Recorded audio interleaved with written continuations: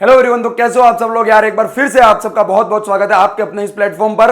और आप सबको जिस सीरीज का बेसब्री से इंतजार था, जिन वीडियो का बेसब्री से इंतजार था, आपका इंतजार आज यहीं खत्म होता है, क्योंकि मैं आपके लिए लेकर आ गया हूं फिजिक्स 21 डेज सीरीज, जिसके अंदर हम फिजिक्स का वो हर एक चैप्टर जड़ से उखाड़ के फेंक देने वाले माय डियर फ्रेंड। चाहे आप बिल्कुल जीरो पर है या फिर आपने पूरी फिजिक्स अच्छे से पढ़ रखी है, दोनों टाइप के स्टूडेंट के लिए वीडियो ये सीरीज जो है वो रामबाण साबित होने वाली है माय डियर फ्रेंड।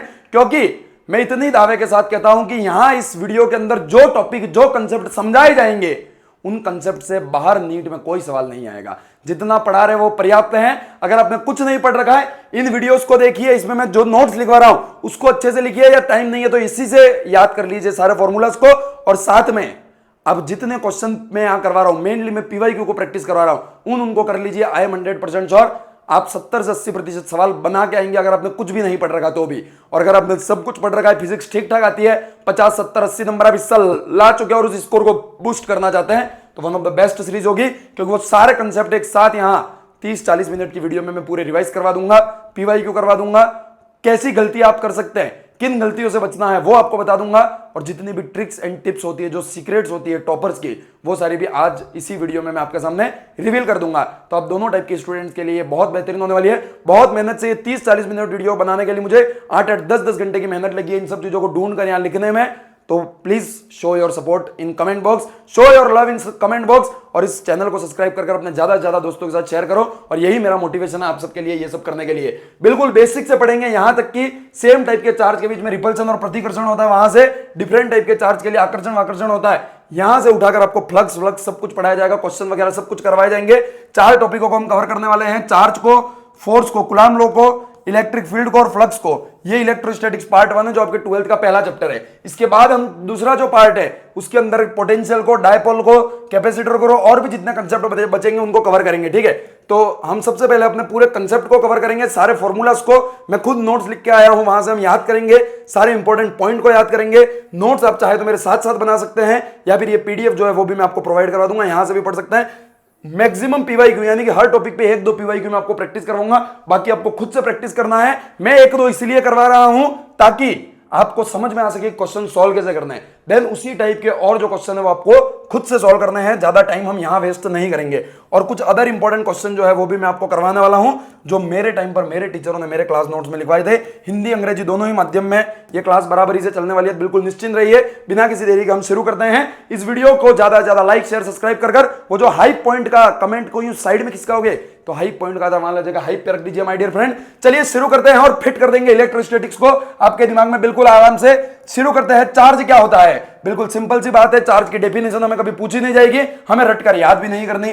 चार्ज एक स्केलर क्वांटिटी है या वेक्टर क्वांटिटी है? My dear friend, charge is a scalar quantity या फिर अदिश राशि है। और आपको लग रहा होगा ये बहुत छोटा सा पॉइंट है, बहुत इंपॉर्टेंट है। जब आप इलेक्ट्रिक फील्ड और इलेक्ट्रिक पोटेंशियल को पढ़ेंगे और वहां वेक्टर स्केलर चीजों को आप रिलेट करेंगे, तब आपको समझ में आएगा कि ये कितना इंपॉर्टेंट है क्वेश्चन को सॉल्व करने के लिए। नेक्स्ट हम यूनिट की बात करें, कूलॉम है, जो हम 9-10 में पढ़ लेते हैं।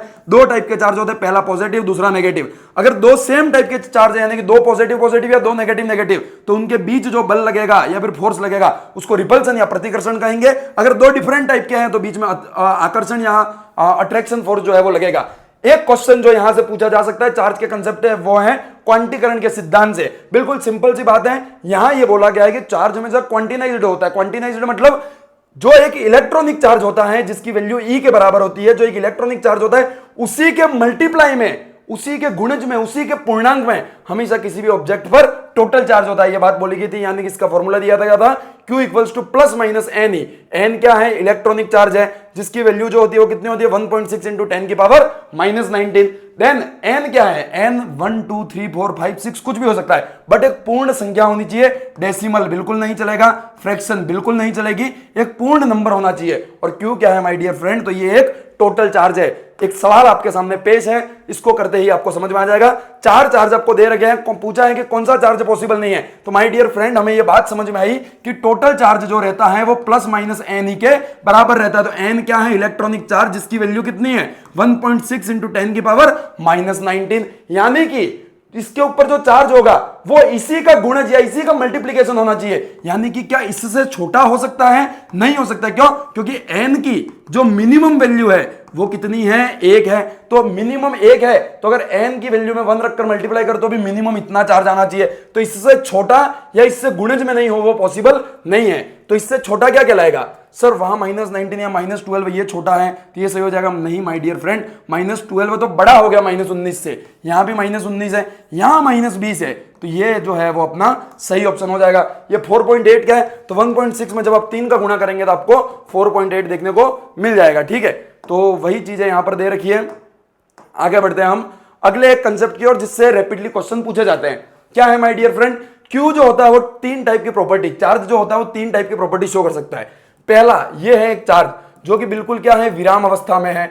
विराम अवस्था यानी कि उसकी वेलोसिटी जो है वो 0 है। तो इस पॉइंट ऑफ टाइम पर ये क्यू केवल एक इफेक्ट को शो करता है, वो है ओनली इलेक्ट्रिक फील्ड। वहीं अगर ये जो क्यू है, अगर ये क्यू है वो क्या करे? एक वेलोसिटी से चलने लगे, जो वेलोसिटी कैसी हो? कांस्टेंट हो, तो वो इलेक्ट्रिक फील्ड और मैग्नेटिक फील्ड दोनों को ही शो करेगा। बट अगर क्यू जो है वो कांस्टेंट वेलोसिटी से ना चले और उसके पास कोई एक्सेलरेशन भी हो, तो इलेक्ट्रिक फील्ड मैग्नेटिक फील्ड तो देगा ही देगा, साथ में हमें क्या देने लग जाएगा? ईएम वेव्स भी देने लग जाएगा। तो इसके ऊपर थ्योरेटिकल सवाल नीट और जेईई में बहुत बार पूछा है, तो इसको भी आप बहुत अच्छे से ध्यान रखें। आगे बढ़ते हैं हम फोर्स की ओर। फोर्स क्या होता है? चार्ज के ऊपर इतने ज्यादा सवाल नहीं देखने को मिलते हैं, बट फोर्स जो है, कूलाम लॉ जो है, उसके ऊपर अक्सर सवाल देखने को मिलते हैं। ये एक स्लाइड काफी है कूलाम लॉ के सवालों को सॉल्व करने के लिए, और यही खास बात है इस सुधांशु एमबीबीएस प्लेटफॉर्म की, इस रैपिड रिवीजन सीरीज की, जहां कम समय में आपको ज्यादा चीजें जो है वो समझाई जाएंगी। माय डियर फ्रेंड, शुरू करते हैं। What is a force? तो फोर्स जो है वो कूलाम भाई साहब ने बोला था कि 2 पॉइंट चार्ज के बीच में निकाला जाता है। सर 2 पॉइंट चार्ज के बीच में निकाला जाता है, तो 2 पॉइंट चार्ज जो होते हैं वो 2 अलग अलग कंडीशन में हो सकते हैं। पहली कंडीशन, उनको किसी निर्वात में या वैक्यूम में रख दीजिए। दूसरी कंडीशन की उनको किसी मीडियम में रख दीजिए। मीडियम लाइक एयर, ग्लास, बहुत सारा कुछ भी हो सकता है। तो पहली हम बात करें किसकी? निर्वात की या वैक्यूम की। तो अगर मैं वैक्यूम में रख दूं 2 चार्ज को, एक क्यू ये रहा, एक क्यू ये रहा, प्लस है माइनस है, मुझे इस बात से कोई फर्क नहीं पड़ना चाहिए। बस मुझे पता है कि 2 चार्ज है जिनके बीच की डिस्टेंस कितनी है? आर है। तो इन दोनों के बीच कितना फोर्स लगेगा? टोटल कितना फोर्स लगेगा? तो उसको बोल दिया के Q1 Q2 upon r square. Sir plus minus से कोई फर्क पड़ेगा? बिल्कुल नहीं पड़ेगा। ठीक है, इस फॉर्मूले में इस बात से कोई फर्क नहीं पड़ेगा, और ना ही इस फॉर्मूले में आपको प्लस और माइनस को यूज करना है। केवल इसका जो मैग्नीट्यूड है, जो परिमाण है, उसको यूज करना है, और इसको अपन एफ नॉट बोलेंगे। क्यों? क्योंकि ये निर्वात में है। ठीक है, अब मैं आपसे पूछूं कि सर Q1 और Q2 जो है वो तो चार्ज हो गए, R जो है वो डिस्टेंस हो गई, ये K क्या है? ये K कुछ नहीं my dear friend, K is a constant. Coulomb भाई साहब ने बोला था कि फोर्स जो होता है वो डायरेक्टली प्रोपोर्शनल होता है चार्ज के, और इनवर्सली प्रोपोर्शनल होता है दोनों के बीच के डिस्टेंस के स्क्वायर के। तो जब हमने प्रोपोर्शनल हटाया तो एक कांस्टेंट आया जिसको हमने K बोल दिया, जिसकी वैल्यू 1/4πε0 या फिर 9 × 10⁹ होती है। एक छोटा सा होमवर्क मैं आपको देना चाहूंगा, क्या आप करना चाहेंगे? करना ही पड़ेगा अगर नीट में सिलेक्शन चाहिए तो। पहला सवाल मेरा यह है कि ये जो एप्सिलॉन नॉट है वो क्या है? एप्सिलॉन नॉट क्या है? ठीक है, दूसरी चीज, एप्सिलॉन नॉट की और के की दोनों की यूनिट क्या होनी चाहिए? आप इस फॉर्मूले को यूज कीजिए, अपना बेसिक थोड़ा दिमाग लगाइए, और कमेंट बॉक्स में मुझे इन दोनों सवालों का जवाब दीजिए। अब हम बात करें, ये तो बात थी निर्वात की। सर अगर हम माध्यम में चले जाए या किसी मीडियम में चले जाए, जो अपना सिस्टम था, इस पूरे सिस्टम को उठाकर मैंने एक मीडियम में रख दिया, या थोड़ा सा डार्क ब्लैक करने की कोशिश हमने की है मित्र, अगर आपको समझ में आ रहा है तो देखिएगा। Q1 और Q2 2 चार्ज है जिनके बीच की डिस्टेंस R है, और एक मीडियम में इन्हें रख दिया गया है, और इस मीडियम का जो डाइलेक्ट्रिक कांस्टेंट है या परावैद्युतांक है वो क्या है? सर ये के वही के है? नहीं दोस्त, ये के है वो एक कांस्टेंट है, ये परावैद्युतांक है, डाइलेक्ट्रिक कांस्टेंट है, जो कि इस मीडियम की प्रॉपर्टी को या स्पेसिसिटी को शो करता है। ठीक है, तो ये के है वो इससे बिल्कुल अलग है। इस के को हम आगे पढ़ेंगे कि कैसे लिखा जाता है। ठीक है, अब मैं आपसे पूछूंगा एक सवाल कि अगर आपने थोड़ी बहुत भी फिजिक्स पढ़ रखी है, मुझे ये बताना कि अगर इसको मीडियम में रख दिया जाए तो फोर्स में क्या चेंज आएगा। तो पहला सवाल मेरा यह है कि ये Q1 जो है वो इस Q2 पर कितना फोर्स लगेगा? अरे सर सिंपल सी बात है, जो निर्वात में फोर्स लग रहा था उसके डिवाइड में K कर दीजिए तो आपके पास फोर्स निकल जाएगा। तो नहीं, यही तो हम फंसते हैं, ये सबसे बड़ी गलती है। एक बात समझिएगा कि Q1 के कारण Q2 पर जो फोर्स है, या फिर Q1 के कारण Q2 पर जो बल है, वो निर्वात में जितना लगता था उतना ही लगेगा, उसमें कोई चेंज नहीं आएगा। My dear friend, try to understand कि एक स्पेसिफिक चार्ज के कारण दूसरे स्पेसिफिक चार्ज पर जो फोर्स लगता है उसमें कोई चेंज नहीं आता, चाहे आप निर्वात में है या मीडियम में है। बट अगर मैं पूछूं कि इस Q2 पर नेट फोर्स कितना लगेगा, इस Q2 पर नेट फोर्स कितना लगेगा, तो वो जरूर जो निर्वात में लग रहा था उसमें डिवाइड करना होगा आपको, किसका, इस मीडियम के परावैद्युतांक का। क्यों? क्योंकि मीडियम में कुछ ना कुछ पार्टिकल हैं, आप एयर को मीडियम लेंगे, उसमें बहुत सारे और पार्टिकल है, कुछ छोटे मोटे चार्ज है, वो भी इस पर फोर्स लगाएंगे, तो इस मीडियम और इन सबके कारण जो टोटल चार्ज है वो जो है वो चेंज होगा, बट इसके कारण इस पर लगने वाला फोर्स कभी चेंज नहीं होगा। ये सवाल ज्यादातर पूछा नहीं जाता है नीट की परीक्षा में, बट ये सवाल पूछा जाता है। और ध्यान रखना कि जो F मीडियम में होगा वो F निर्वात ओपन जो मीडियम का डाइलेक्ट्रिक कांस्टेंट होगा उससे आएगा। इस K को अपन ER भी कहते हैं, एप्सिलॉन R भी कहते हैं, जो कि किसके बराबर होता है, epsilon open epsilon not. Epsilon और एप्सिलॉन नॉट क्या है मैं आपको थोड़ा सा बता देता हूं, वैसे तो आपका होमवर्क था। एप्सिलॉन है माध्यम की विद्युतशीलता और एप्सिलॉन नॉट है निर्वात की विद्युतशीलता, ठीक है। तो इन दोनों का रेशो जो है वो K या ER के बराबर होता है। एक सवाल आपके सामने पेश है कूलाम लॉ से, देखिएगा नीट 2025 में ये सवाल पूछा गया है। सवाल पढ़िएगा मित्र, हिंदी इंग्लिश दोनों मीडियम में है। हिंदी मीडियम वाले कतई ये ना बोले कि सर आपके हिंदी में नहीं पढ़ा रहे हैं। परावैद्युतांक, डाइलेक्ट्रिक कांस्टेंट, प्रतिकर्षण, आकर्षण, हर चीज हिंदी इंग्लिश दोनों में की जा रही है। सवाल मैं किसी भी एक मीडियम में पढ़ूंगा बारी बारी से, बाकी मीडियम वाले अपना सवाल पढ़कर, मैं तो ये कहूंगा वीडियो स्टॉप कर आप आंसर अपना खुद निकालकर कमेंट बॉक्स में मुझे बताए। Two identical charged conducting sphere a and b. Physics के सवालों को सोल्व करने का तरीका है कि साथ साथ आप बनाते जाइए। चलिए इंग्लिश मीडियम वाला खुद से पढ़ लीजिएगा, मेरे पास यहां जगह है तो मैं यहां बना रहा हूं और ये क्वेश्चन सोल्व कर रहा हूं। दो समान आवेशित चालक गोले ए और बी, एक गोला ए है, साथ साथ अगर आप डायग्राम बना लेते हैं तो फिजिक्स का सवाल सोल्व करना बहुत आसान हो जाता है। कि केंद्रों के बीच निश्चित दूरी है, प्रत्येक गोले पर आवेश Q है और उनके बीच प्रतिकर्षण बल F है। दोनों के ऊपर आवेश Q है और इन दोनों के बीच में लगने वाला जो फोर्स है वो F है। एक तीसरा समान अनावेशित चालक गोला, मतलब उसके ऊपर कोई चार्ज नहीं है, जिसको मैंने बोल दिया C, ठीक है, को A के संपर्क में लाया जाता है। इसको संपर्क में लाया गया किसके, A के। तो जब ये दोनों संपर्क में आएंगे तो दोनों के ऊपर नेट चार्ज कितना हो जाएगा, इसके ऊपर Q, इसके ऊपर 0, तो नेट चार्ज कितना हो गया, Q टोटल चार्ज हो गया। अब वो इन दोनों के ऊपर आधा आधा बढ़ जाएगा, तो इसके ऊपर नया चार्ज आएगा Q/2 और इसके ऊपर भी नया चार्ज आएगा Q/2। अगर इन दोनों की रेडियस अलग अलग होती तो अलग अलग बढ़ता, बट यहां क्या बोला गया, समान गोले, तो दोनों पे समान चार्ज बढ़ेगा। फिर क्या हुआ, फिर गोले B के संपर्क में लाया गया, फिर इसको किसके संपर्क में लाया गया, गोले B के। तो अब टोटल चार्ज कितना होगा, Q प्लस Q/2, टोटल कितना हो गया 3Q/2। 3Q/2 को फिर दोनों में आधा आधा डिवाइड करेंगे तो 3Q/4, इसके ऊपर नया चार्ज आ गया और इसके ऊपर नया चार्ज कितना आ गया, 3Q/4 आ गया, ठीक है। दोनों, और अंत में दोनों गोलों से हटा लिया जाता है। गोले ए और बी के बीच प्रतिकर्षण बल, गोले ओ और बी की त्रिज्याओं की तुलना में नगण्य है, इसलिए इनके बलों की गणना उन्हें बिंदु आवेश माना जाए। इन दोनों को पॉइंट चार्ज माना जाए, मतलब कूलॉम फोर्स का यूज कर सकते हैं। किसके बराबर होंगे, तो देखो दोनों के ऊपर पहले जो चार्ज था वो कितना था, Q, तो मैं लिखना चाहूंगा F1 जो था वो था KQ मतलब Q² अपन R² के बराबर था। अब दोनों के ऊपर चार्ज सेम हो गया, गड़बड़ी इस आदमी ने कर दी। अब इसके ऊपर चार्ज है Q/2 और इसके ऊपर चार्ज है 3Q/4। तो अब अपना जो नया F आएगा F2 वो कितना आएगा, K into Q/2 into 3Q/4 open distance तो वही रही है R²। जब इसको आप सॉल्व करेंगे तो आपको पता पड़ेगा कितना आ जाएगा, K 3KQ² ओपन 8R²। तो ये तो जो है वो अपना क्या है, F1 ही है। तो मैं यहां से लिख सकता हूं F2 equals to 3/8 F1, 3/8 F1। Option number b जो है वो आपका सही हो जाएगा। तो 2025 का जो पेपर आप बहुत मुश्किल मानते हैं उसमें ये सवाल आया था, जो हमारी रैपिड रिवीजन सीरीज से हम बहुत आसानी से सॉल्व कर सकते हैं। आगे बढ़ते एक और सवाल आपके सामने नीट 2019 में पूछा गया, क्या है, 2 point charge A and be having a charge plus Q and minus Q respectively. दो पॉइंट चार्ज हैं, एक के ऊपर प्लस Q चार्ज है, दूसरे के ऊपर माइनस Q चार्ज है। Are placed at certain distance, अरे यार, are placed at certain distance apart and force acting between them is F। इन दोनों के बीच जो फोर्स लग रहा है वो F लग रहा है। If 25% charge of A is transferred to B then force between charge. अब A का 25% चार्ज जो है, 25% चार्ज मतलब Q/4 प्लस Q/4, मैं B को ट्रांसफर कर दूं तो क्या होगा, फिर नए चार्ज हो जाएंगे। इसका प्लस Q में से Q/4 चला गया तो कितना बच गया, प्लस 3Q/4। और दूसरा वाला जो चार्ज है उसके ऊपर कितना हो जाएगा, माइनस Q था और इसमें आकर कितना जुड़ गया, Q/4। तो कितना हो जाएगा, कितना हो जाएगा, माइनस 3Q/4, माइनस 3Q/4 और इस पे प्लस 3Q/4। तो फोर्स इक्वल्स टू क्या होता है, KQ1Q2 अपन R²। क्या इस फॉर्मूले में साइन अपन को लिखना है, बिल्कुल नहीं लिखना है सर। तो फोर्स आ जाएगा K into 3Q/4 into 3Q/4 अपन R²। ठीक है, अब यहां से आप आंसर निकालेंगे तो तो 9/16 के q square upon r square हो जाएगा।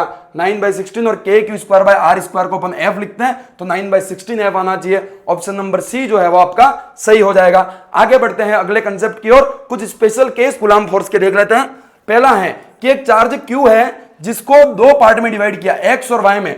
एक्स और वाई की वैल्यू कितनी हो कि फोर्स जो है वो मैक्सिमम होना चाहिए। तो माय डियर फ्रेंड ध्यान रखें, कभी भी किसी चार्ज को आपको दो पार्ट में डिवाइड करना हो और आप चाहते हैं कि इन दोनों के बीच में मैक्सिमम फोर्स लगे, तो जो पहले वाला चार्ज था उसका आधा कर दीजिएगा, आधा आधा डिवाइड कर दीजिएगा, तो आपका फोर्स जो रहेगा वो कितना लगेगा, मैक्सिमम लगेगा। अगर आप वेक्टर फॉर्म में लिखना चाहें कूलाम के नियम को, तो के Q1 Q2 upon r square लिखते हैं, साथ में आर के ऊपर टोपी और पहना दे, आर कैप को और क्या लिख सकते हैं, वेक्टर में आपने पढ़ा होगा आर सदिश अपन आर का मैग्नीट्यूड। आगे बढ़ते हैं, थ्योरेटिकल क्वेश्चन के लिए कुछ पॉइंट भी आपके लिए लिख दिए। कूलाम फोर्स जो है वो कैसा है, कंजर्वेटिव फोर्स या संरक्षी बल है, ठीक है। और न्यूटन का जो तीसरा नियम है उसका पालन करता है, थर्ड लॉ को फॉलो करता है, और ये केवल ओनली पॉइंट चार्ज के लिए यूजफुल है। क्या सारा ही फोर्स का मामला अपन ने यहां झट से निपटा दिया, मात्र 10 मिनट के अंदर अपन चार्ज और फोर्स को खत्म कर उसके 2-3 अच्छे पीवाईक्यू भी कर चुके हैं। अब बात करते हैं सुपरपोजिशन अध्यारोपण किसे कहते हैं। तो ध्यान रखना, जो कूलाम नियम या फोर्स है वो अध्यारोपण के सिद्धांत को भी फॉलो करता है। अध्यारोपण का मतलब या फिर सुपरपोजिशन का मतलब क्या होता है, अब तक हम एक बल की बात कर रहे थे, अब एक से ज्यादा फोर्सेस की बात करेंगे। यानी कि अगर दो फोर्सेस है F1 वो F2, और अगर वो किसी एंगल थीटा पर लग रहे हैं तो नेट फोर्स कितना होगा। तो नेट फोर्स निकालने का फॉर्मूला है F1 square plus F2 square plus 2F1 F2 cos theta.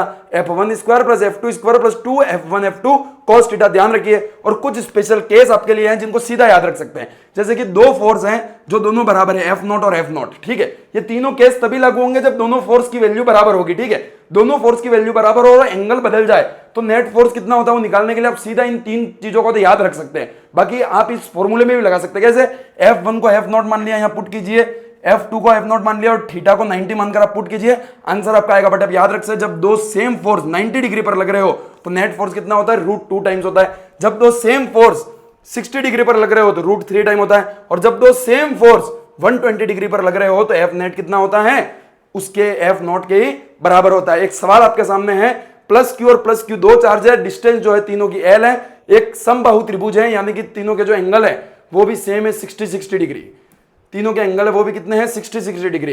इस स्मॉल क्यू पर आपको फोर्स निकालना है, तो बहुत आसान सी बात है, ये प्लस क्यू है ये भी प्लस क्यू है, तो ये इसको क्या करेगा, प्रतिकर्षण, यानी कि एक फोर्स लगेगा F1 इस साइड, दूसरा फोर्स लगेगा F1 F2 इस साइड। अब क्या F1 और F2 बराबर है ये अपन को देखना है, तो फोर्स किस पे डिपेंड करता है, k Q1 Q2 upon r square.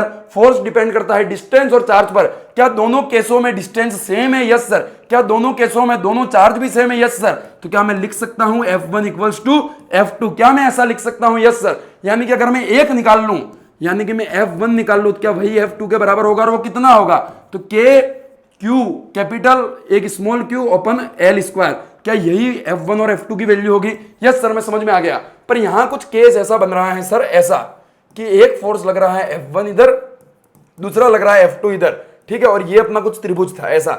अब ये जो एंगल है वो 60 है, क्या ये एंगल भी 60 होगा, यस सर। तो अपन ने ऐसा कोई केस पढ़ा था कि दो फोर्स F0 और F0 अगर 60 डिग्री पर लगे तो इनका नेट रिजल्टेंट F नेट जो होता है वो कितना होता है सर, √3 टाइम होता है F0 का। क्या पिछली स्लाइड में अपन ने पढ़ा था, यस सर। तो क्या हम यहां से F नेट लिखना चाहें, अगर हम F नेट लिखना चाहें तो लिख सकते हैं, यस सर। कितना हो जाएगा, √3 के कैपिटल Q स्मॉल Q अपन L स्क्वायर। क्या मामला क्लियर है, क्या मामला क्लियर है, यह सवाल एम्स में आ रखा है, क्या मामला क्लियर है, क्या आगे बढ़ा जाए, देख लीजिए एक बार, आगे बढ़ते हैं भाई। अब हम बात करते हैं प्रॉब्लम बेस्ड ऑन इक्विलिब्रियम या फिर साम्यावस्था के ऊपर कुछ सवाल। अक्सर ऐसे सवाल देखने को मिलते हैं कि दो चार्ज ऐसे ऐसे रखे गए हैं, इन दोनों चार्ज के बीच में ऐसा कौन सा पॉइंट होगा जहां पर फोर्स जीरो होगा, या फिर इलेक्ट्रिक फील्ड जीरो होगा, या फिर एक और लैंग्वेज में पूछा जाता है कि दो चार्ज रखे गए हैं, इन दोनों चार्ज के बीच में किसी तीसरे चार्ज को कहां रखा जाए कि उसके ऊपर कोई फोर्स नहीं लगेगा। इस टाइप के सवाल आपको अक्सर देखने को मिलते हैं। तो इसको सॉल्व करने का असली तरीका क्या है पता है, Q1 और Q2, यहां पर आप कहीं स्मॉल q चार्ज को अगर रखना चाहते हैं तो आपको क्या करना पड़ेगा, इन दोनों का जो फोर्स है वो लगेगा इधर प्रतिकर्षण F1, इन दोनों के बीच का जो फोर्स है वो भी प्रतिकर्षण या फिर रिपल्शन लगेगा F2 इधर, और इन दोनों को बराबर कर आपको ये डिस्टेंस ज्ञात करनी होगी। बट वो बहुत बड़ा कैलकुलेशन हो जाएगा। हम इसको कैसे करते हैं देखना, यहां ये पूछा जाएगा Q1 और Q2 दो चार्ज है, इस स्मॉल q चार्ज को कहां रखा जाए कि इक्विलिब्रियम या साम्यावस्था जो है वो मेंटेन रहे। तो बिल्कुल सिंपल सी बात है, उस x को आप कैसे निकाल सकते हैं? x जो है वो क्या है वो समझना। x है Q1 और Q2 में से जो छोटा आवेश है, यानी कि जिसका परिणाम जो है वो छोटा है, उस छोटे आवेश से दूरी। यानी कि अगर ये 9 है और ये 4 है, तो इस 4 से इस x की दूरी मतलब इस 4 से इस इक्विलिब्रियम पॉइंट, ये इक्विलिब्रियम पॉइंट है, छोटे आवेश से इस इक्विलिब्रियम पॉइंट की दूरी जो है वो क्या है? x है। ठीक है, तो इस x को अगर निकालना चाहे कैसे निकालना है? Total distance d open root में Q2 ओपन Q1।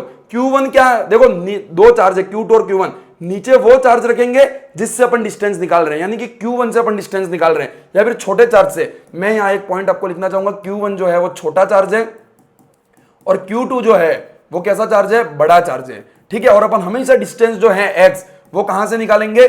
छोटे चार्ज से निकालेंगे। तो हमेशा ध्यान रखना d open Q2 open Q1 plus 1, इससे आप कर सकते हैं। दूसरी चीज ध्यान रखना कि इक्विलिब्रियम पॉइंट कभी भी वो जो चार्ज आप दूसरा ला रहे हैं उस पर डिपेंड नहीं करेगा। ठीक है, और हमेशा इक्विलिब्रियम पॉइंट जो छोटा चार्ज है उसके पास रहेगा। यानी कि अगर ये डिस्टेंस d बाय d है और ये 9 है, ये 4 है, तो ये इक्विलिब्रियम पॉइंट हमेशा 4 के करीब रहेगा। ठीक है, तो ये 2-3 चीज आप अच्छे से ध्यान रखिए। एक सवाल आपको सॉल्व करवा देते हैं, तो इक्विलिब्रियम पॉइंट का कंसेप्ट जो है वो आपका क्लियर हो जाएगा। दो चार्ज है 4 माइक्रोकुलाम एंड 9 माइक्रोकुलाम, दोनों के बीच की डिस्टेंस 20 सेंटीमीटर है। पूछा है 1 माइक्रोकुलाम चार्ज को कहां रखे कि इक्विलिब्रियम मेंटेन रहे, तो हमको x निकालना है। सर x क्या है? छोटे चार्ज से दूरी। तो मैंने मान लिया ये है अपना इक्विलिब्रियम पॉइंट और ये डिस्टेंस है x। इस x को अपन को निकालना है। x कहां से दूरी है? छोटे चार्ज से, 4 से। तो कुछ नहीं करना है, 20 सेंटीमीटर को तो ऊपर लिख दीजिए ओपन रूट में बड़ा चार्ज ओपन छोटा चार्ज। बड़ा चार्ज है 9, छोटा चार्ज है 4, प्लस 1 कर देना है। इसको अगर मैं सॉल्व करूं तो 20 सेंटीमीटर ओपन 9 का रूट कितना हो जाएगा? 3/2 प्लस 1, यानी कि और अगर मैं इसको सॉल्व करना चाहूं तो ओपन में 5 इंटू, सही किया क्या? 5 इंटू 2 बिल्कुल सही किया, 4, तो 8 सेंटीमीटर। 8 सेंटीमीटर जो है वो इससे दूरी हो जाएगी, यानी कि कुछ ऐसा हो जाएगा। ये है 4 माइक्रोकुलाम, ये है 9 माइक्रोकुलाम, और यहां से 8 सेंटीमीटर की दूरी पर आप एक चार्ज स्मॉल q को रख दीजिए तो आपका फोर्स 0 होगा। कभी कभी आपको क्वेश्चन में 9 से भी पूछ सकता है, तो इस फॉर्मूले को चेंज मत कीजिएगा, इस वैल्यू को निकाल लीजिएगा, उसको 20 में से माइनस कर दीजिएगा, तो 20 - 8 कर देंगे तो आपके पास 12 सेंटीमीटर भी आंसर आ जाएगा। तो इस तरीके से आप इक्विलिब्रियम के क्वेश्चन को भी बहुत आराम से सॉल्व कर सकते हैं। ठीक है, आगे बढ़े क्या? आगे बढ़ते हैं। इक्विलिब्रियम हो गया। अब 3 चीजें आपको ध्यान रखनी है। हम एक पॉइंट चार्ज के लिए क्या डिफाइन करते हैं? एक पॉइंट ऑब्जेक्ट के लिए हम डिफाइन करते हैं चार्ज। बट अगर कोई लीनियर ऑब्जेक्ट है, कोई 1D ऑब्जेक्ट है, कोई वायर है, कोई तार है, तो 1D ऑब्जेक्ट के लिए हम डिफाइन करते हैं चार्ज डेंसिटी। चार्ज डेंसिटी को कहते हैं लैम्बडा, तो उसकी वैल्यू होती है Q/L। ठीक है, फिर अगर कोई 2D ऑब्जेक्ट है तो उसके लिए अपन डिफाइन करते हैं सिग्मा, तो उसको बोलते हैं Q/A। अगर 3D ऑब्जेक्ट है तो उसके लिए अपन डिफाइन करते हैं वॉल्यूम, तो उसके लिए अपन बोलते हैं रो, तो रो इक्वल्स टू हो जाएगा Q/V। यानी कि 1D ऑब्जेक्ट के लिए Q/L, 2D ऑब्जेक्ट के लिए Q/A और 3D ऑब्जेक्ट के लिए Q/V। एक सवाल नीट 2024 में पूछा गया था, री नीट के एग्जाम में, क्या है समझिएगा। A metal cube of side 5 centimetre is charged with 6 microcoulomb the surface charge density. Surface charge density पूछिए। सरफेस मतलब 2D ऑब्जेक्ट है, सरफेस मतलब कैसा ऑब्जेक्ट है? 2D object. तो क्या निकाल सकते हैं? यस सर, चार्ज डेंसिटी निकालनी है। ठीक है, चार्ज डेंसिटी निकालनी है, यानी कि सिग्मा निकालना है। किसके लिए? 2D ऑब्जेक्ट के लिए। तो बिल्कुल सिंपल है, क्यू ओपन कर दीजिए आप, एरिया क्यू कितना दे रखा है? क्यू दे रखा है आपको 6 माइक्रोकुलाम। ओपन एरिया नहीं दे रखा, बट साइड दे रखी है और क्यूब है, तो एरिया कितना हो जाएगा? 5 × 5, और सेंटीमीटर को अगर मीटर में बदलूं -4, तो इसको अगर मैं सॉल्व करूं तो 6 × 10⁻⁻6 ओपन 25 × 10⁻⁻4। इसको आप सॉल्व कर लीजिएगा, आपका जो आंसर है वो आपको मिल जाएगा। आगे बढ़ते हैं इलेक्ट्रिक फील्ड की ओर। क्या होता है इलेक्ट्रिक फील्ड? तो हर चार्ज की या फिर किसी भी चार्ज पार्टिकल की एक प्रॉपर्टी होती है जो अपने चारों ओर एक क्षेत्र बना लेता है, एक फील्ड बना लेता है, जिसको अपन बोलते हैं इलेक्ट्रिक फील्ड। जिस फील्ड के अंदर आप कोई और चार्ज लाएंगे तो वो किसी न किसी एक फोर्स का अनुभव करेगा। ठीक है, हर चार्ज का एक एरिया होता है, हर आदमी का अपना अपना इलाका होता है। उस इलाके में कोई अगर बाहर का व्यक्ति आएगा तो उसके ऊपर जरूर फोर्स लगेगा, वो फोर्स किसी भी टाइप का हो सकता है। तो इस चार्ज का ये क्यू चार्ज है, जिसका एरिया है, जिसके अंदर आपने कोई और चार्ज लिया है, इसको टेस्ट चार्ज भी कहते हैं। तो उसके ऊपर एक फोर्स लगेगा जिसको मैं क्या बोलूंगा? एफ बोलूंगा। ठीक है, अब ये जो नया चार्ज आया उसके ऊपर एक फोर्स लगता है एफ, उसकी वैल्यू कितनी होती है? तो बहुत सिंपल सी बात है, उस फोर्स की वैल्यू होती है Q × E। यानी कि ये जो इसका इलेक्ट्रिक फील्ड है इसको अपन E से शो करते हैं, उसका मल्टीप्लाई कर देना Q से, तो F = QE। या फिर अगर आप इलेक्ट्रिक फील्ड निकालना चाहे तो F / Q से भी निकाल सकते हैं। अब इस फोर्स की डायरेक्शन क्या होगी, मतलब कि इस इलेक्ट्रिक फील्ड में एक चार्ज क्यू आया, इसकी डायरेक्शन क्या होगी, मानो इलेक्ट्रिक फील्ड की डायरेक्शन ऐसी है, तो ध्यान रखना अगर वो टेस्ट चार्ज जो आया वो पॉजिटिव है तो दोनों इलेक्ट्रिक फील्ड और फोर्स दोनों सेम डायरेक्शन में होंगे, वही नेगेटिव है तो इलेक्ट्रिक फील्ड और फोर्स दोनों ऑपोजिट डायरेक्शन में होंगे। क्या मामला क्लियर है? Yes sir. क्या आगे बढ़ा जाए? बिल्कुल बढ़ा जाए सर। तो देखिए ये जो है ई वो कैसी राशि है, सदिश राशि या वेक्टर क्वांटिटी है, इसकी यूनिट क्या होगी वो आपको होमवर्क में कमेंट बॉक्स में बतानी है, ठीक है। अब अपन बात करते हैं छोटे छोटे ऑब्जेक्ट या अलग अलग ऑब्जेक्ट के लिए इलेक्ट्रिक फील्ड। तो पहला electric field due two point charge, एक पॉइंट चार्ज जो है उसके लिए इलेक्ट्रिक फील्ड कितना होता है, तो बहुत इंपॉर्टेंट है और बहुत सिंपल है, के क्यू अपन आर स्क्वायर, आप अच्छे से जानते होंगे। इसका ग्राफ बनाना चाहें ई और आर के बीच का अगर आप रिलेशन देखें तो ये दोनों इनवर्सली प्रोपोर्शनल है, वो भी स्क्वायर में, तो इस टाइप का ग्राफ जो है वो आपको देखने को मिल जाएगा। फिर देखते हैं आर्क के लिए या चाप के लिए, कोई चाप है ऐसी, देखो ये एक चाप है या आर्क है ऐसी, इस आर्क के लिए कितना होगा जो कि थीटा कोण बना रही है, मतलब उसके जब भी आप दो कोनों को मिलाएंगे तो बीच में थीटा कोण बन रहा है और उसकी रेडियस आर है, तो ई कितना होगा, तो बहुत सिंपल सी बात है, अगर ये पॉजिटिवली चार्ज्ड है तो ई की डायरेक्शन जो है वो ये जहां भी आपको निकालना है वहां एक टेस्ट चार्ज क्यू को एज्यूम कर लीजिए, तो ये जो है ये भी पॉजिटिव ये भी पॉजिटिव, तो रिपल्सन होगा तो डायरेक्शन हो जाएगी नीचे की ओर, अगर ये नेगेटिव होता तो डायरेक्शन ऐसे ऊपर की ओर होती, ठीक है। और वो कितना होगा तो वो आपको याद रखना है 2k लैम्डा ओपन आर, इस तरीके से याद रखिएगा 2k lambda open r, 2k lambda open r. Lambda क्या है, इसकी चार्ज डेंसिटी, क्योंकि लिनियर ऑब्जेक्ट के लिए कभी चार्ज क्यू डिफाइन नहीं होगा, चार्ज डेंसिटी डिफाइन होगी जिसकी वैल्यू कितनी होगी Q बाय L, ठीक है। तो 2k lambda open r sine theta by 2, sine theta open 2 नहीं, देखो ऐसा नहीं है साइन थीटा ओपन 2, ये गलत हो जाएगा, लिखना है साइन थीटा ओपन 2, यानी कि अगर साइन 60 डिग्री है तो ऐसा मत करना साइन 60 डिग्री ओपन 2, आपको ऐसा करना है साइन 60 ओपन 2, तो ये गलती अक्सर लोग करते हैं, इसको ध्यान रखें 2k lambda open r sine theta by 2, ठीक है। अब हम बात करते हैं एक अर्धवलय या फिर सेमी सर्कल की। अगर सेमी सर्कल है माय डियर फ्रेंड तो वही फॉर्मूला है 2k lambda open r sine, sine कितना हो जाएगा यहाँ पर थीटा 180 डिग्री हो जाएगा क्या, तो मैं लिख दूंगा यहाँ पर 180 बाय 2, अगर 180 बाय 2 लिख दो तो 2k लैम्डा ओपन आर और साइन 90 की वैल्यू कितनी हो जाएगी 1 हो जाएगी, तो अपना आंसर कितना आ जाएगा 2k लैम्डा ओपन आर। और अगर यहाँ पॉजिटिव चार्ज है तो इलेक्ट्रिक फील्ड की डायरेक्शन नीचे की ओर होगी। वहीं अगर एक वलय है तो उसके सेंटर पे कितना होगा, ये आपका होमवर्क था बट मैं सॉल्व करवा देता हूं, इसको आप दो पार्ट में डिवाइड कर दीजिए, ये भी प्लस चार्ज है ये भी प्लस चार्ज है, यहाँ एक चार्ज टेस्ट चार्ज है तो इसके कारण इलेक्ट्रिक फील्ड यहाँ होगा E1, इसके कारण होगा E2, दोनों पार्ट बराबर है, दोनों का इलेक्ट्रिक फील्ड भी बराबर होगा और दोनों ऑपोजिट डायरेक्शन में आपस में कट जाएंगे और नेट इलेक्ट्रिक फील्ड जो है वो सेंटर पर कितना आएगा 0 आएगा। अगले सवाल की ओर बढ़ते हैं। अगर एक रोड है जिसको अगर आपने ऐसा सीधा रखा हॉरिजॉन्टली, जिसकी लेंथ L है और उसके एक सिरे से, क्या बोल रहा हूं मैं, बीच में से नहीं, बिल्कुल एक सिरे से अगर a डिस्टेंस पर आपको इलेक्ट्रिक फील्ड फाइंड करना है तो फिर ये भी पॉजिटिवली चार्ज है, यहां भी एक टेस्ट चार्ज रखेंगे Q जो हमेशा पॉजिटिव होता है, तो दोनों के बीच क्या होगा रिपल्सन, तो डायरेक्शन उससे बाहर की ओर आ जाएगी और कितनी आएगी k लैम्डा कोष्टक में 1/a minus 1/a plus L. इसके ऊपर सवाल नहीं आता है, याद ना भी रहे तो कोई दिक्कत नहीं, बट अगर पेपर अच्छा आता है तो कभी कभी सवाल पूछा जाएगा और जो मैंने दावा किया है आपसे कि हमारे पढ़ाए हुए से बाहर, इन नोट से बाहर कुछ नहीं आएगा तो वो होगा, बट ये जो सेकंड कंसेप्ट है वो इंपॉर्टेंट है, ठीक है। अगर एक तार को सीधा रख दिया जाए और उससे x डिस्टेंस पर, उससे r डिस्टेंस पर अगर आपको इलेक्ट्रिक फील्ड पूछे तो यहाँ एक टेस्ट चार्ज को अज्यूम कीजिए, ये अगर प्लस है तो रिपल्सन फोर्स लगेगा इस साइड में और कितना लगेगा 2k लैम्डा ओपन r, सीधा सीधा याद रखें आप। आगे बढ़ते हैं रिंग के लिए या वलय के लिए। तो अगर रिंग के सेंटर पे मैं पूछूं तो 0 हो जाएगा सर, आधा आधा दोनों कट जाएंगे जो अपन ने बात कर ली, बट इस रिंग को अगर मैं ऐसा रख दूं, ठीक है, इस रिंग को मैं ऐसा रख दूं, ठीक है, और उसके एक्सिस, उसका जो एक्सिस है वो ये है, ये रिंग जो है वो ऐसी है, देखो मेरी बात समझना, ये रिंग जो है वो ऐसी है और इसके बीच का ये जो एक्सिस है, ऐसी रिंग है ऐसी, और इसके बीच का जो एक्सिस है उस एक्सिस से x डिस्टेंस पर इलेक्ट्रिक फील्ड कितना होगा, तो ये बहुत बार पूछा गया है जेई के एग्जाम में, KQX open R square plus x square की पावर 3/2। सॉल्व करने की ज्यादा झंझट मतलब सॉल्व करने का बहुत कम आता है, आपको सीधा सीधा फॉर्मूला पूछा जाता है, तो KQX open R square plus x square की पावर 3/2। इसका ग्राफ बहुत इंपॉर्टेंट है, वो भी अपन देखेंगे।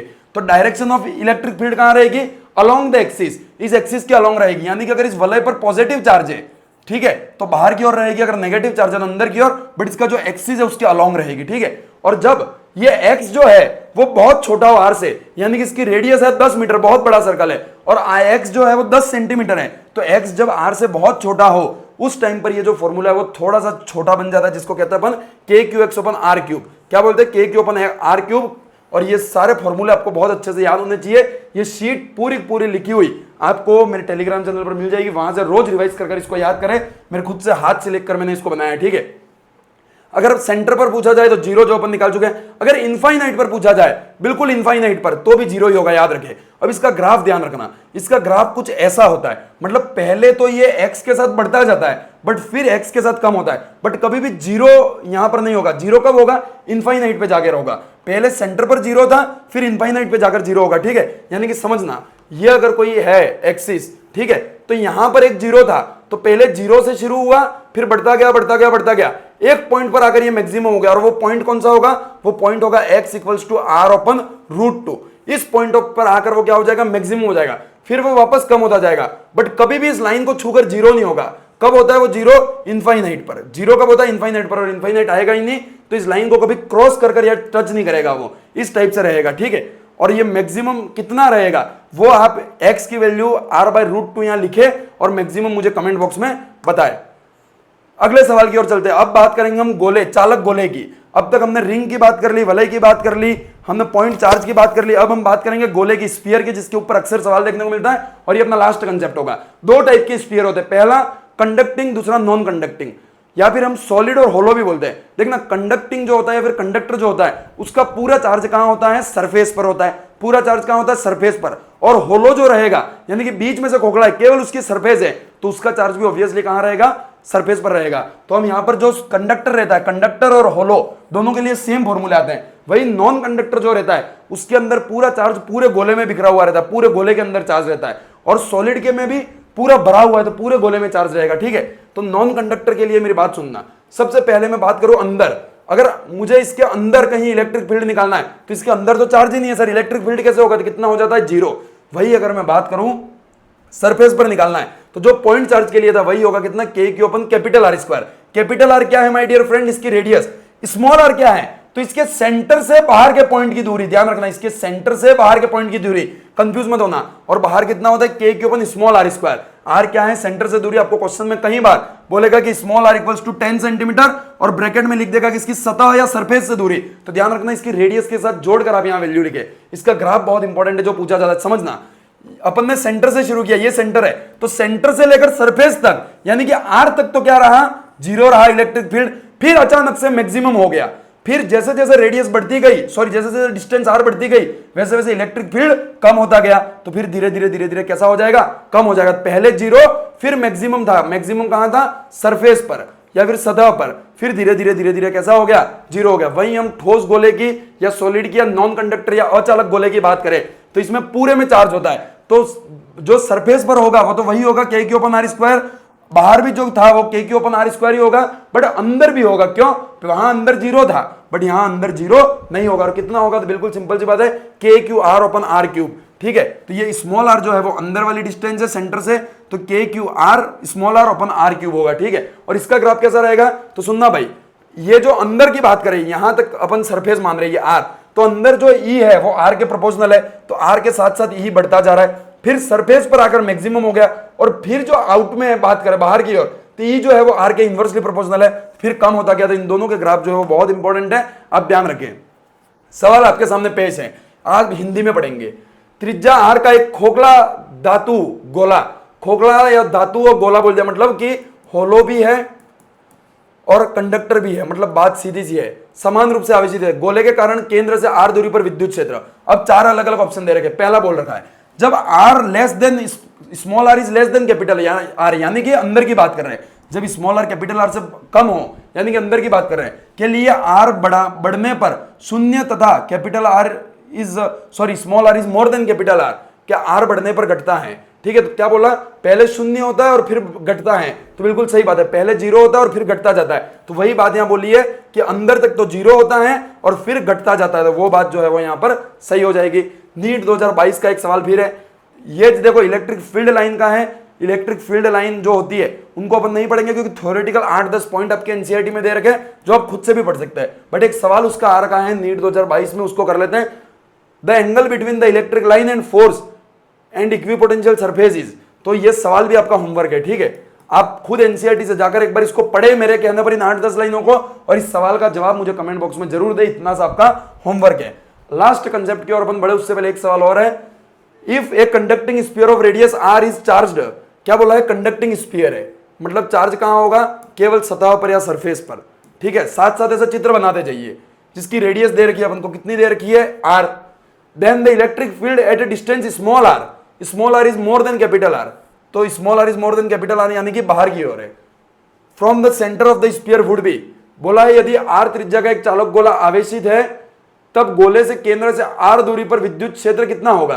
तो सीधी सी बात है, कितना होता है भाई electric field, k q upon r square, small r square. But यहां पर इस फॉर्म में नहीं दे रखा है, यहां पर विभव की फॉर्म में दे रखा है। तो विभव जो है या फिर पोटेंशियल जो वो अपन अगली क्लास में पढ़ेंगे, बट फॉर्मूला ध्यान रखो कितना होता है, के क्यू अपन किसके बराबर होता है, के क्यू अपन आर के बराबर होता है, के क्यू अपन आर के बराबर होता है। सतह पर विभव बोला है, के क्यू अपन आर के बराबर होता है। तो आपको कुछ नहीं करना, इन दोनों का रेशियो ले लेना है, ई ओपन वी कर दीजिएगा, k q open small r square into capital r open k q. तो के क्यू से के क्यू तो जो है वो कट जाएगा, के क्यू से के क्यू तो कट जाएगा, और ई इक्वल्स टू कितना हो जाएगा, capital r open r square into v, capital r open r square into v. तो ये रहा ऑप्शन नंबर 3 जो है वो आपका सही हो जाएगा। अंतिम चीज की ओर चलते हैं, वो है फ्लक्स, इलेक्ट्रिक फ्लक्स। इलेक्ट्रोस्टैटिक्स बड़ा चैप्टर, बाकी 30 मिनट में अपन कवर कर लेते हैं, बट ये 40 मिनट, 10-1 मिनट ज्यादा समय लगेगा, बट बहुत अच्छे से करेंगे। फ्लक्स जो है वो कैसी राशि है, स्केलर क्वांटिटी या अदिश राशि है, और फ्लक्स का एक ही फॉर्मूला है, ई डॉट है। इलेक्ट्रिक फ्लक्स के लिए इलेक्ट्रिक फील्ड और एरिया का डॉट प्रोडक्ट करना है, मैग्नेटिक फ्लक्स के लिए मैग्नेटिक फील्ड और एरिया का डॉट प्रोडक्ट करना है। इसको क्या बोलेंगे, ई ए कॉस थीटा। क्या बोलेंगे, डॉट प्रोडक्ट को सॉल्व करते क्या आता है, ई ए कॉस थीटा।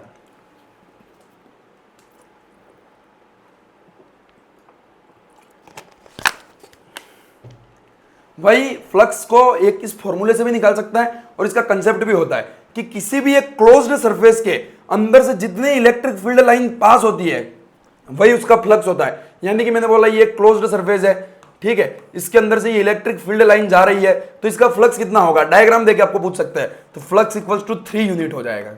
कितना होगा, 3, क्योंकि 3 लाइनें इसके अंदर से जा रही है, तो इस टाइप से भी आप निकाल सकते हैं। दूसरी चीज, एक कंसेप्ट, अगर कोई 3D ऑब्जेक्ट है, चाहे स्फीयर हो चाहे क्यूब हो, उस 3D ऑब्जेक्ट के अंदर कभी भी इलेक्ट्रिक फील्ड लाइन नहीं आती, उसके बाहर से ही गुजर जाती है। तो उस केस में अगर कोई 3D ऑब्जेक्ट है जो खाली है, इसके अंदर कोई चार्ज नहीं रखा है, ध्यान रखना, मैंने कोई चार्ज इसके अंदर नहीं रखा हुआ है, बिल्कुल खाली है, तो उस कंडीशन में इलेक्ट्रिक फील्ड लाइन जो है वो बाहर से चली गई, और इसके अंदर जो फ्लक्स है वो कितना होगा, 0। वही अगर मैं बात करूं कि एक क्लोज्ड 3D ऑब्जेक्ट है जिसके अंदर मैंने चार्ज रख दिया Q, तो इलेक्ट्रिक फ्लक्स कितना होगा, तो इलेक्ट्रिक फ्लक्स कितना होता है, Q ओपन एप्सिलॉन नॉट होता है। यानी कि इस पूरे से बाहर निकलने वाला जो फ्लक्स है, इस पूरे से बाहर निकलने वाली जो इलेक्ट्रिक फील्ड लाइन है या फ्लक्स है, वो किसके बराबर होंगे, Q ओपन एप्सिलॉन नॉट के बराबर होंगे, जो गॉस लॉ से निकालते हैं अपन। ठीक है, फिर यहां पर एक हमको याद रखना है, शीट के लिए अगर कोई 2D शीट है जो ऐसा रखा हुआ है, तो उससे r डिस्टेंस पर इलेक्ट्रिक फील्ड कितना होगा, तो डायरेक्शन तो फिर यही होगी, और फील्ड कितना होगा, sigma open 2 epsilon not. Sigma क्या है, इसका क्षेत्रफल अपने सॉरी आवेश क्षेत्रफल बोलेंगे, हिंदी में क्या बोलेंगे, सरफेस चार्ज डेंसिटी बोलेंगे। ठीक है, तो सिग्मा किसके बराबर होता है, Q ओपन एरिया के बराबर होता है। ठीक है, तो ये भी आपको ध्यान रखना है। एक सवाल आपके सामने पेश है, क्या है सवाल, according to Gauss law of electrostatics electric flux through a closed surface depend on, किस पे डिपेंड करती है, अंदर कितना चार्ज रहेगा उस पे डिपेंड करती है। The area of the surface no, the quantity of charge enclosed in surface, तो बिल्कुल सही है, the shape of surface no, the volume enclosed in surface no. तो ऑप्शन नंबर बी जो है वो आपका सही हो जाएगा। एक और सवाल है, हिंदी में पढ़ेंगे, एक आवेश Q माइक्रोकुलाम को एक घन के केंद्र पर रखा जाता है। यह बना दिया आपके सामने, घन मतलब क्यूब, ठीक है, के केंद्र पर रखा जाता है, यानी कि इसके सेंटर पर एक Q चार्ज रख दिया। इसकी किसी एक सतह से बाहर निकलने वाला फ्लक्स कितना होगा, यानी कि इसकी किसी एक फेस से बाहर निकलने वाला फ्लक्स कितना होगा। तो टोटल फ्लक्स जो है, फ्लक्स टोटल कितना होता है, Q ओपन एप्सिलॉन नॉट। अब कितनी सरफेस है इसकी टोटल सरफेस है 6, तो 6 सरफेस से मिलाकर इतना निकल रहा है। ठीक है, तो एक सरफेस से कितना निकलेगा, तो सीधी सी बात है, डिवाइड बाय 6 कर दीजिए। सरफेस का पूछा है तो डिवाइड बाय क्या कर दीजिए, Q open 6 epsilon not, Q open 6 epsilon not. यहां पर आप एप्सिलॉन नॉट की वैल्यू रखकर आप यहां पर चेक कर सकते हैं, Q ओपन 6 एप्सिलॉन नॉट कहां है, Q ओपन 6 एप्सिलॉन नॉट ये रहा। ठीक है, तो ऑप्शन नंबर सी जो है वो आपका सही हो जाएगा। बाकी अपन ने जितने भी कंसेप्ट थे उनको कवर किया, गॉस लॉ के जितने भी थ्योरेटिकल पॉइंट थे उनको ज्यादा कवर नहीं किया है, क्योंकि उनसे सवाल नहीं आता है। उसका एप्लीकेशन फ्लक्स है, उसका एप्लीकेशन स्फीयर से इलेक्ट्रिक फील्ड है, उसका एप्लीकेशन तार के कारण इलेक्ट्रिक फील्ड है, जिन सबको अपन पढ़ चुके हैं, ठीक है। तो बाकी आज की इस वीडियो में इतना ही। 30-40 मिनट में आपको पहला जो चैप्टर है वो पूरा लगभग खत्म करवाया है।